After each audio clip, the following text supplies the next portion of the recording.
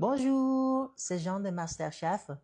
ចឹងថ្ងៃនេះខ្ញុំចង់មកបរៀនបងប្អូនដើម្បីអានអក្សរ A របស់ប្រាំងឲ្យត្រូវជាមួយនឹងសំឡេងខ្យល់របស់វា Bonjour វាមានអក្សរ A ពីក្រោយហ្នឹងប៉ុន្តែយើងមិនបាច់បញ្ចេញរហូតទេយើងមិនមែនជាជនជាតិដើមទេខ្ញុំក៏មិនមែនជាជនជាតិដើមដែរខ្ញុំcònធ្លាប់នៅប្រាំងហើយខ្ញុំធ្លាប់រៀនចឹងទៅអញ្ចឹងលើដើម្បីឲ្យអានឲ្យត្រូវហ្នឹងគឺបងប្អូនត្រូវដាក់អណ្ដាតនៅក្នុងមាត់ហ្នឹងឲ្យត្រូវកន្លែងអញ្ចឹងអណ្ដាតពេលយើងអានអក្សរ A គឺយើង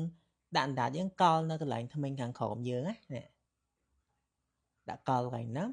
ហើយភាគច្រើនបងប្អូនមួយចំនួនគឺគាត់ធ្វើខុសដោយសារ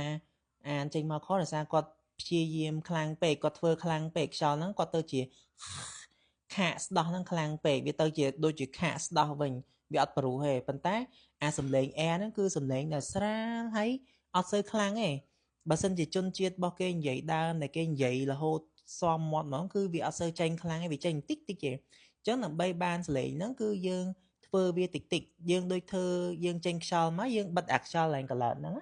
យើងបិទបន្តិចមកយើងបញ្ចេញខ្យល់យើង